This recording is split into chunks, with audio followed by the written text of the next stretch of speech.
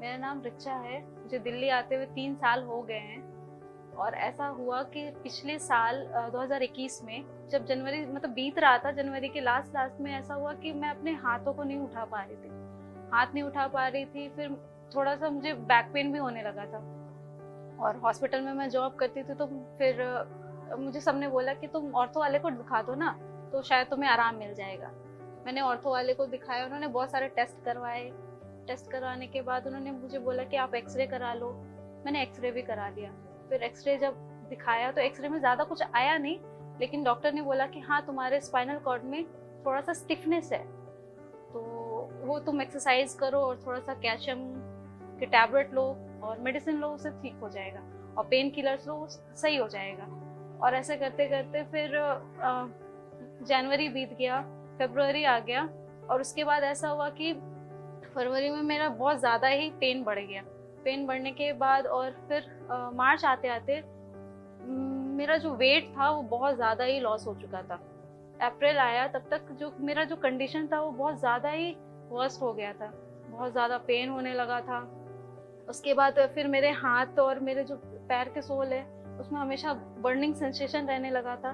वो इतना ज़्यादा हो गया था कि अगर मैं बहुत देर 5 मिनट भी अगर खड़ी रहूं तो जैसा लगता था कि बिल्कुल जल जाएगा। और फिर मैं बैठ जाती थी, और जब मैं बैठती थी तो बहुत देर बैठ नहीं पाती थी। अगर मैं झुक जाती थी तो मैं उठने में मुझे 2-3 सेकेंड लगते थे, जो मैं किसी चीज़ को पकड़ के उठती थी, ऐसा हो गया था।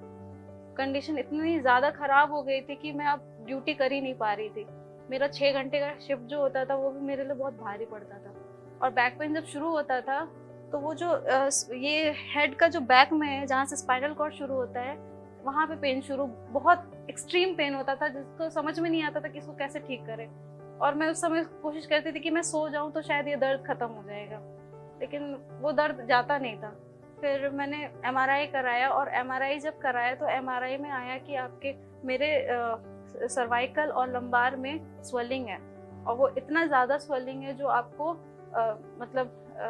हमेशा पेन में रहने देगा। फिर लास्ट में उन्होंने मुझे बोला कि तुम्हारे सिम्टम्स देख के ये लग रहा है कि तुम्हें फाइब्रोमाइल्जिया एक कंडीशन होता है, वो है, जो एक क्रॉनिक डिजीज है, जो आपके डिसऑर्डर है, जो आपके लाइफ टाइम रहेगा जब तक आप हो, और वो कभी ठीक नहीं होगा। मैंने यहाँ आना अगस्त में शुरू किया, 31 लास्ट में आई थी। तो उस समय वचन जो पास्टर जी बता रहे थे, उन्होंने उस समय भी यही बताया कि प्रभु चंगाई देता है, लेकिन वो आपको आपके वचन से देगा, वो बोलना पड़ेगा। जब हम बाइबल लेकर के हम रात में या कभी भी हम जब पढ़ते हैं तो उस समय हम प्रभु से बात कर रहे होते हैं, और प्रभु हमसे बात कर रहा होता है वचन के द्वारा। तो फिर उस दिन मुझे लगा कि नहीं, मैं जो बोल रही हूँ, मेरा विश्वास उस दिन से कुछ ज़्यादा बढ़ गया। और फिर उस दिन से मैं जब भी मुझे याद आता था या नहीं भी आता था, मैं अगर अपने काम भी कर रही होती थी हॉस्पिटल में, या पेशेंट को मैं कैनोना लगा रही हूँ, या पेशेंट को देख रही हूँ, या बेबी रिसीव कर रही हूँ, तो उस समय भी मैं यही बोलती थी, यीशु के कोड़े खाने से मैं चंगी हो चुकी हूँ। क्योंकि जब मैं झुक रही हूँ, मैं उठ रही हूँ, मैं सब कर सक रही थी। उसके बाद फिर मैंने लास्ट संडे क्या हुआ, जब मैं यहाँ आई तो पास्टर जी कह रहे थे कि यहाँ पे बहुत से ऐसे लोग हैं जो चंगे हो चुके हैं। और उस दिन फिर मुझे रियलाइज हुआ कि नहीं, शायद मैं तो यहाँ 4-4 5-5 घंटे बैठ रही हूँ। तो उस दिन फिर मुझे लगा कि नहीं, शायद मैं चंगी हो चुकी हूँ। और फिर मैं घर गई। घर जाने के बाद मेरी दीदी और हम लोग सब बाहर घूमने गए थे। मैं दिन भर उस दिन पूरा घूमी, और वहाँ से आकर के फिर मैंने वैसे ही छोटा सा प्रार्थना किया। मैंने बोला, यीशु तेरे कोड़े खाने से मैं चंगी हो चुकी। आज मैं पूरा दिन घूमी, लेकिन मुझे कोई दर्द नहीं है, कहीं दर्द नहीं है। ये कमर में जहाँ मुझे हमेशा दर्द रहता था, मैं बैठ नहीं पाती थी, अब मैं आराम से बैठ सकती हूँ। उसके बाद फिर मैं सो गई। सोने के बाद मैं जब उठी सुबह, तो मैंने अपने से आँख नहीं खोला, मुझे ऐसा लगा कि मुझे कोई उठा रहा, बोला उठो और बताओ कि तुम चंगी हो चुकी है।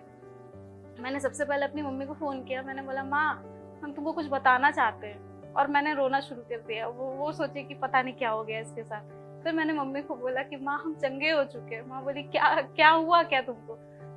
हम बोले, माँ, हमको बहुत दिन से दर्द नहीं है, हम बहुत घंटे घंटे अब हम बैठ रहे हैं, हम घूम सक रहे हैं, हम हर चीज़ वो कर पा रहे हैं जो हम कर सकते थे।